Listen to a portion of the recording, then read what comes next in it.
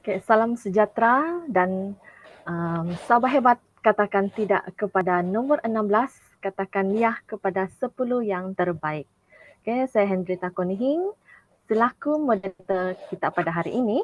Bersyukur kepada Tuhan dengan izinnya dapat kita bertemu dalam sesi webinar ini bagi mengupas satu lagi isu menarik berkaitan pelanggaran kod etika keguruan. Saban hari kita mendengar isu-isu yang ditimbulkan di media, khususnya media cetak seperti perihal guru, baik di sekolah maupun di luar persekolahan. Tidak kurang hangatnya dengan isu kita pada hari ini yang selalu dicetuskan dalam akhbar akhir ini tentang guru yang gemar menjalankan perniagaan di sekolah dan ianya secara tidak langsung telah membelakangi tanggungjawab sebenar dalam mendidik anak murid. Dan apakah punca perkara ini terjadi? Dan apakah implikasinya terhadap sistem pendidikan negara? Okey, bagi mengupas isu ini, bersama saya didatangkan dua orang ahli panel iaitu rakan guru saya sendiri. Sebelum itu, mari kita berkenalan terlebih dahulu dengan kedua-dua panel kita pada hari ini. Okay, panel pertama kita ialah Cikgu Mariati binti Ismail, merupakan seorang guru di SK Kampung Bahagia Sanakan. Apa khabar Cikgu Mariati? Kabar baik, Alhamdulillah. Oh, syukur. Dan panel yang kedua kita ialah Cikgu Stanley. Cikgu Stanley Lee Chen Chan yang merupakan guru di SJKC Lok Hyuk Menggatal. Okey ke tidak cuaca sana Cikgu? Okey, cuaca bagus ya Cikgu. Oh, nasib baik ah. Harap-harap kita punya webinar hari ini berjalan dengan lancar lah. Okey, selamat pagi dan terima kasih atas kesudian kedua-dua cikgu untuk meluangkan masa untuk bersama-sama mengupas isu kita pada hari ini. Dan sebelum kita masuk lebih mendalam mengenai isu guru berniaga, mungkin panel pertama kita, Cikgu Mariati, boleh terangkan serba sedikit apakah itu profesion perguruan dan hubung kaitnya dengan etika. Okay, silakan Cikgu Mariati. Okey, sebelum itu selamat sejahtera kepada dua orang panel dan juga moderator kita. Okey, terima kasih kepada moderator. Selamat sejahtera. Okey, terima kasih kepada moderator Puan Cikgu Hendrita Konihing atas jemputan hari ini. Okey, menjawab persoalan apakah itu profesion perguruan dan hubung kaitnya dengan etika. Jadi profesion perguruan ni adalah suatu profesion yang mulia, dihormati dan disanjungi. Guru adalah seseorang yang dikenang jasanya oleh anak didiknya hingga ke akhirnya. Guru juga adalah suatu profesion yang mempunyai etikanya yang tersendiri, di mana seorang guru itu dianggap segala-galanya. Dalam profesion keguruan, guru itu perlu berkomunikasi dan hidup bermasyarakat antara satu sama lain, sama ada dalam institusi atau komuniti. Maka, suatu sistem perlu diatur sebagai panduan untuk diikuti oleh guru supaya guru itu saling menghormati dan mempunyai kesantunan. Seterusnya mempunyai kepedulian terhadap profesionnya serta mereka boleh berkebolehan dalam menguruskan kehidupan yang baik. Okey, hal ini akan mewujudkan etika guru yang merupakan peraturan perilaku, adat kebiasaan manusia dalam pergaulan dan penegasan tentang mana yang benar dan mana yang buruk dalam masyarakat kita. Jadi bagi menjaga imej profesion, setiap guru itu perlu patuh kepada etika profesionalisme, etika pengajaran, etika tingkah laku dan etika perkhidmatan awam. Namun begitu, terdapat juga beberapa isu etika guru yang wujud disebabkan faktor-faktor tertentu yang menyebabkan seseorang guru itu mereka melakukan perbuatan yang tidak beretika serta bercanggah dengan prinsip-prinsip etika yang diamalkan sebagai seorang pegawai penjawat awam. Okey, etika yang dinyatakan ini adalah merujuk kepada beberapa pengertian daripada pihak-pihak tertentu seperti Kamus Dewan Bahasa dan Pustaka yang menyatakan bahawa etika ini merupakan nilai-nilai yang menjadi pegangan seseorang atau sesuatu kumpulan. Selain itu, menurut Institut Integriti Malaysia pula, etika boleh diertikan sebagai himpunan nilai dan moral yang menjadi piawaian bagi tingkah laku individu, organisasi dan profesion. Selain itu juga, istilah etika juga didefinisikan sebagai prinsip moral atau disiplin yang dapat menerangkan nilai baik dan buruk sesuatu tindakan seperti yang dinyatakan oleh Mackey tahun 1977. Okey, manakala dalam fahaman Islam pula, etika dinyatakan sebagai tingkah laku baik yang dituntut Al-Quran dan hadis. Seterusnya, kod etika ni dibuat dan diwujudkan sebagai garis panduan lah bagi semua ahli sebuah profession atau organisasi untuk meningkatkan kualiti dan produktiviti perkhidmatan. Ia juga dibuat bagi memastikan disiplin sewaktu bekerja sentiasa dipatuhi dan mengelakkan berlakunya perilaku yang tidak beretika lah seperti rasuah, pecah amanah, mementingkan diri sendiri dan sebagainya. Ini kerana sikap amanah, jujur dan dedikasi adalah sangat penting dalam apa sahaja jenis profession bagi menjamin nama baik dan imej profession tersebut. Terdapat 4 fungsi utama kod etika profession yang memberi penekanan terutamanya dari aspek peraturan, peranan nilai dan tingkah laku profession. Okey, itu sahaja dari saya. Okey, saya bersetuju dengan apa yang diperkatakan oleh Cikgu Mariati sebentar tadi ya, di mana setiap profession dalam pekerjaan mempunyai kod etika yang tersendiri. Dan kod etika ini juga dipunyai oleh profession perguruan, di mana setiap guru dituntut untuk mematuhi kod etikanya yang tersendiri demi menjaga status, akhlak dan maruah dalam profession keguruannya. Dan di Malaysia sendiri, tata susila profession keguruan yang disarankan oleh Kementerian Pendidikan Malaysia KPM merupakan landasan untuk menjaga imej profession. Ianya berbentuk ikrar garis panduan kepada semua guru. Hal ini akan mewujudkan etika merupakan satu set tingkah laku ataupun tanggungjawab guru terhadap pelajar, ibu bapa, masyarakat dan negara. Begitu juga dengan rakan dan profession perguruan lah. Dan ini adalah untuk dengan masing-masing dan menjamin agar perbuatan dijalankan sesuai serta tidak bertentangan dengan hak-hak asasi umumnya. Namun kita kena sedar bahawa masih wujud golongan guru yang melanggar kod etika keguruan seperti isu guru berniaga di sekolah. Saya ingin ajukan soalan ini kepada panel yang kedua iaitu Cikgu Stanley. Pada pandangan Cikgu Stanley, apakah punca sebenar guru terlibat dengan aktiviti berniaga di sekolah? Mungkin Cikgu Stanley boleh berikan sedikit pandangan. Silakan Cikgu. Okey, yang pertama sekali saya ingin mengucapkan selamat sejahtera kepada moderator kita iaitu Cikgu Henita dan panel satu iaitu Cikgu Mayati. Terima kasih moderator atas soalan tersebut. Seperti yang dinyatakan mengenai guru berniaga di sekolah, actually isu guru berniaga di sekolah bukanlah satu isu yang baru. Isu ini sudah 8 tahun dibincangkan dalam kalangan para pendidik. Namun, jalan penyelesaian masih belum ditemui sampai hari ini.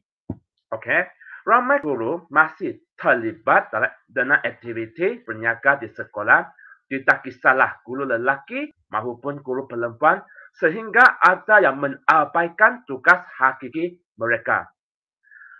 Terdapat banyak punca guru berniaga dan salah satu daripadanya adalah sebab guru menjalankan perniagaan di waktu persekolahan demi untuk menjana pendapatan sampingan yang kita katakan itu side income.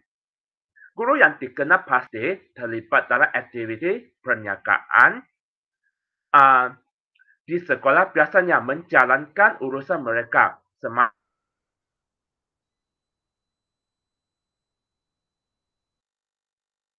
waktu terang seperti waktu rehat dan guru tersebut akan segera mempromosikan barangan mereka kepada rakan-rakan guru lain dan juga orang yang ada di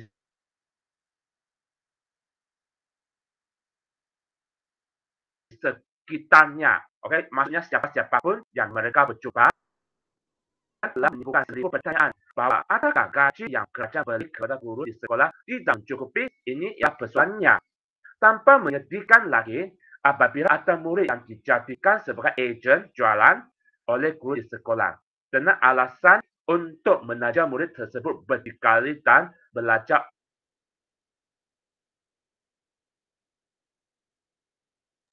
untuk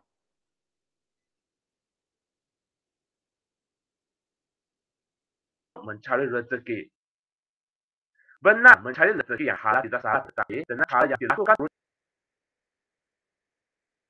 berkesan yang besar kepada sistem pendidikan pada masa yang akan datang. Guru-guru ini gairah berniaga sampai lupa dan mengabaikan tanggungjawab mereka. Tindakan guru sedemikian telah menjejaskan imej profesion yang begitu mulia yang sepanjang ini. Guru sepatutnya melaksanakan tanggungjawabnya sebagai pendidik di dalam bilik belajar dan bukannya menjalankan perniagaan di sekolah. Kita dapati ramai guru yang terlibat dalam perniagaan di sekolah ada secara terus ada sistem MLM yang sangat hangat dan popular ini, yaitu MLM stand for multi-level marketing, yaitu menjual produk kesihatan, kuih-muih, minuman berkhasiat, mengambil tempahan order pakaian dan kasut, menjual barangan perhiasan, wangian dan sebagainya. Guru-guru berkenaan akan menggunakan masa sebelum mengajar dan juga masa rehat untuk mempromosikan produk yang mereka jual seperti Coswell, Tupperware, Avon, Seal Dion, Centini, NW dan sebagainya. Itu pandangan daripada saya. Saya berikan masa balik kepada moderator kita iaitu Cikgu Henrita. Begitulah tadi penerangan yang telah diberikan oleh panel yang kedua, Cikgu Stanley, berkenaan punca seseorang guru boleh terlibat dengan aktiviti berniaga di sekolah. Dan selain punca ingin menjana pendapatan sampingan, mungkin Cikgu Mariati boleh kongsikan punca-punca lain juga. Silakan Cikgu. Okey, terima kasih kepada moderator atas soalan tersebut. Perniagaan bermaksud perihal urusan jual beli yang melibatkan barangan dan bertujuan untuk mencari keuntungan. Ia melibatkan produk ataupun perkhidmatan kepada pelanggan. Ramai guru yang terlibat dalam perniagaan di sekolah sama ada secara terus ataupun sistem MLM seperti yang disebutkan oleh panel yang kedua iaitu Cikgu Lee, iaitu multi-level marketing. Terdapat kes-kes di mana bilik guru menjadi kawasan perniagaan dan ada juga guru yang menjalankan perniagaan dari but kereta. Selain menjana pendapatan sampingan, punca kekurangan motivasi dalam diri guru juga menjadi salah satu faktor mengapa isu ini boleh terjadi.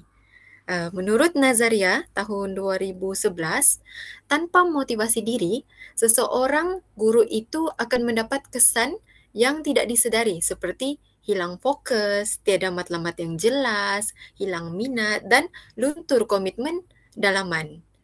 Guru pada hari ini terbeban dengan hal-hal persekitaran yang mungkin menyebabkan guru dibelenggu rasa kecewa, kurang motivasi, lemah semangat, dihimpit bebanan sehingga kan guru merasa tertekan, depresi, kurang minat mengajar dan sebagainya. Memetik potongan ayat berikut, tanpa motivasi diri, seseorang guru akan mendapat kesan yang tidak disedari seperti hilang fokus. Menyatakan bahawa jika guru yang tidak mempunyai motivasi diri, maka guru tersebut akan terus terpesong daripada realiti kerjaya yang sebenar. Lantaran menjadikan bidang perniagaan ini sebagai keutamaan di sekolah dengan mengenepikan hak-hak yang seharusnya diperolehi oleh murid. Okey, Cikgu Hendrita. Berdasarkan apa yang sudah diperkatakan oleh Cikgu Mariati sebentar tadi, kita dapat simpulkan motivasi itu penting. Ianya menjadi tiang kepada pengawalan emosi seseorang guru.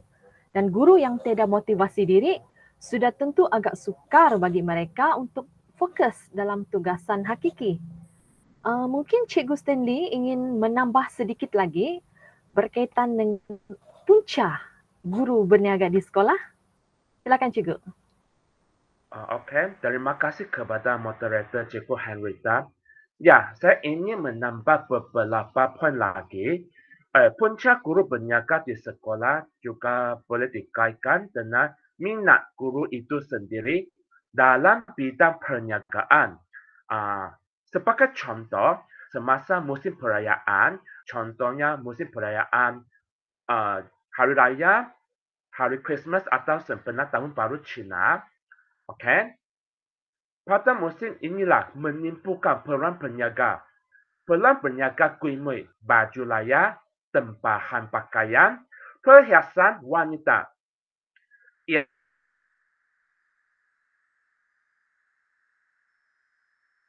Karena secara tidak langsung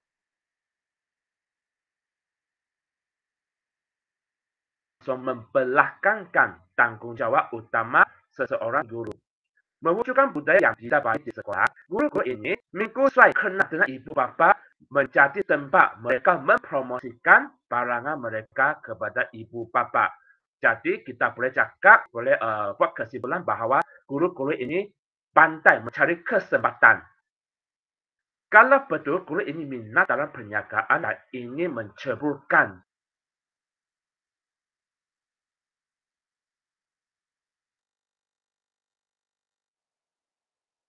perniagaan sepenuh masa supaya ianya tidak mencacahkan bidang perguruan yang disanjung tinggi oleh masyarakat. Selain itu, kos sara hidup yang semakin tinggi juga menjadi punca guru berniaga di sekolah. Okey, kita sedia maklum keadaan ekonomi yang semakin membimbangkan. Tidak boleh dinafikan bahawa memandangkan kos sara hidup, harga murah, harga rumah, seperti kereta dan perbelanjaan bulanan yang agak tinggi. Memang ramai yang membuat kerja sampingan iaitu part time kita cakap demi menampung kos tersebut. Jika mereka hendak mengharapkan gaji semata-mata mungkin tidak mencukupi, sebenarnya anda juga menjadikan perniagaan ini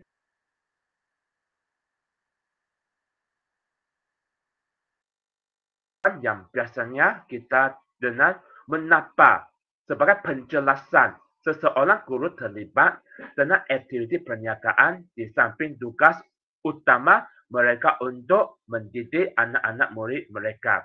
Itu pandangan sedikit daripada saya. Okey, saya berikan masa balik kepada moderator iaitu Cikgu Hendrita kita.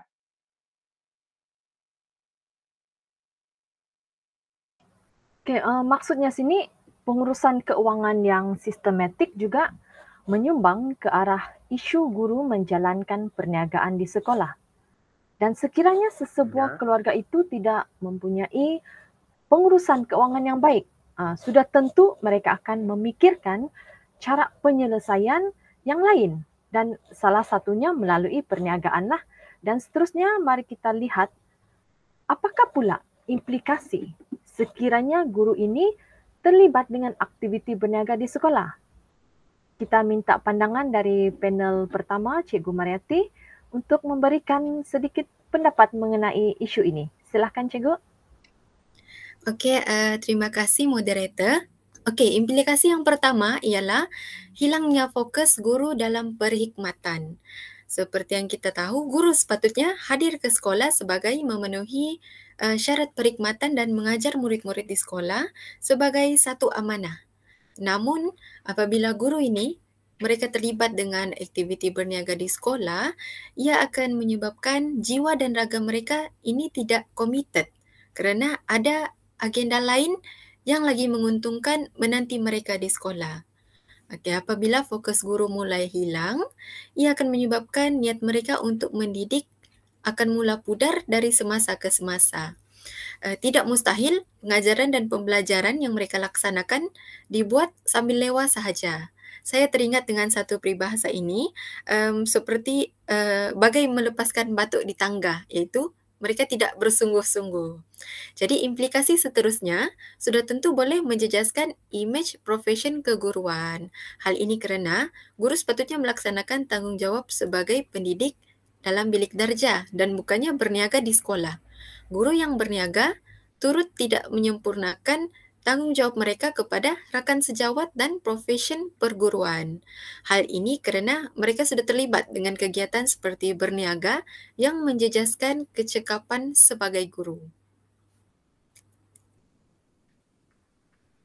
Okey, selepas saya mendengar hujah Cikgu Mariati, saya memang bersetuju dengan pandangan Cikgu Mariati ini.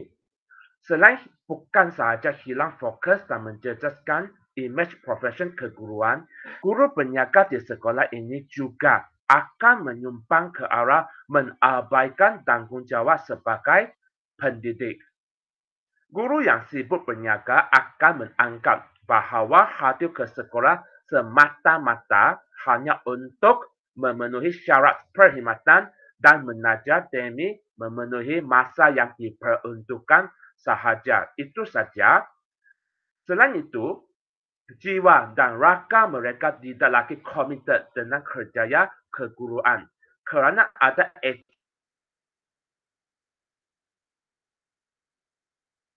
agenda lain yang lebih menguntungkan yang sedang menanti mereka. Secara tidak langsung, fenomena ini akan memberi kesan buruk kepada pencapaian murid dalam segi akademik ataupun kurikulum. Murid tidak mendapat seberapa ilmu yang sepatutnya mereka dapat kerana guru teruja untuk cepat habiskan waktu pengajaran. Okey, saya serahkan kepada moderator Cikgu Henrita. Itu pandangan saya. Terima kasih. Okey, terima kasih Cikgu Stanley. Bagaimana pula implikasi perbuatan guru terhadap ibu bapa? Adakah perbuatan ini boleh menjejaskan hubungan antara guru dan ibu bapa? Kerana kita percaya hubungan erat antara dua pihak ini sangatlah besar dalam peningkatan pencapaian anak-anak. Mungkin Cikgu Mariati boleh berikan sedikit pandangan? Okey, pada pandangan saya, ya, sudah tentu akan menjejaskan hubungan di antara kedua-dua belah pihak, guru maupun ibu bapa. Hal ini kerana ia boleh membangkitkan ketidakpercayaan antara ibu bapa dan anak murid terhadap guru berkenaan. Ada di kalangan guru yang bukan sahaja menjalankan perniagaan sesama guru, namun ada yang menjual barangan mereka kepada murid mereka juga. Apabila hal ini sampai kepada pengetahuan ibu bapa, ini akan menimbulkan persoalan dan kecelaruan dalam kalangan ibu bapa bagaimana seorang guru itu boleh menjalankan aktiviti berniaga dalam kawasan sekolah. Mereka sedar guru yang berniaga tidak menjalani kewajipan sebagai seorang pendidik dengan sempurna dan tindakan ini juga akan menjatuhkan imej profesion keguruan. Selain itu, syarikat luar yang datang berniaga juga turut akan menjejaskan budaya sekolah. Ibu bapa akan mempunyai tanggapan salah terhadap pengurusan sekolah yang menjadikan alam persekolahan sebagai pasaran urus niaga. Okey.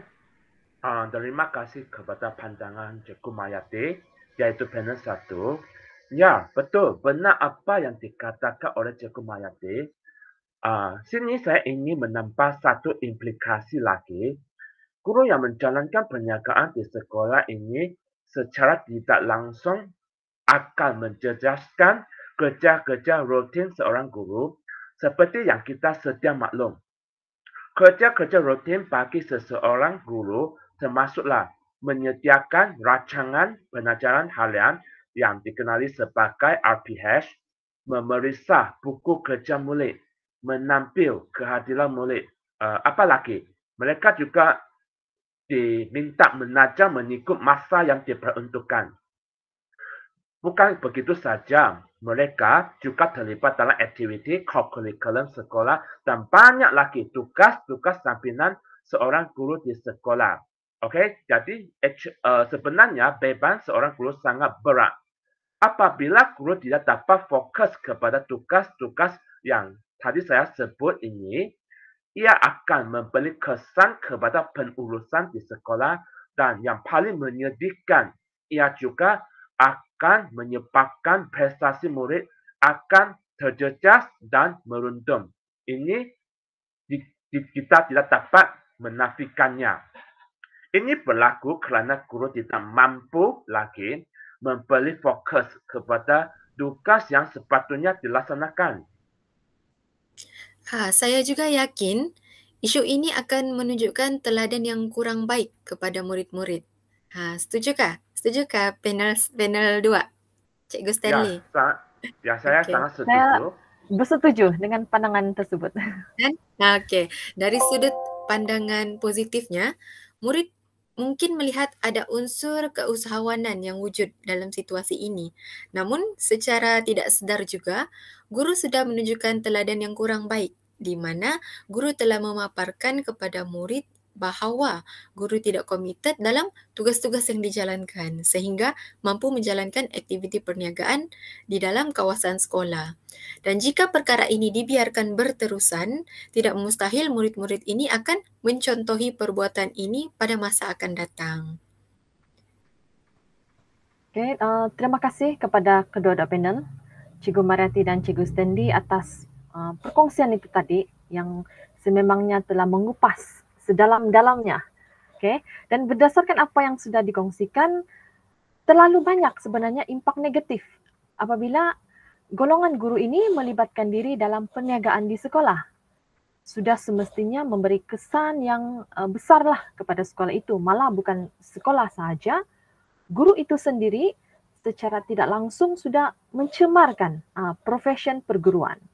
Dan sebelum kita mengakhiri perbincangan kita hari ini, mungkin ada sepatah dua kata dari Cikgu Mariati mengenai cara bagi mengatasi isu ini. Mungkin sedikit saja Cikgu, silakan.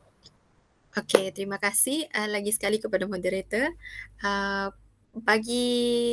Cara bagi mengatasi isu ini, guru boleh mencurahkan bakat dan minat mereka untuk berniaga dalam aktiviti anjuran pihak sekolah. Sebagai contoh melalui program Hari Keusahawanan Muda. Ini memberi peluang kepada guru yang berminat dalam berniaga dan secara tidak langsung juga dapat melatih murid-murid untuk berniaga dengan cara yang betul dengan menggunakan etika yang betul. Okey, itu adalah caralah untuk macam mana isu ini boleh diatasi. Ya, okey. Bagaimana pula dengan Cikgu Stanley? Mungkin Cikgu boleh berikan sedikit ulasan dan memberi kesimpulan mengenai isu kita pada hari ini. Silakan Cikgu.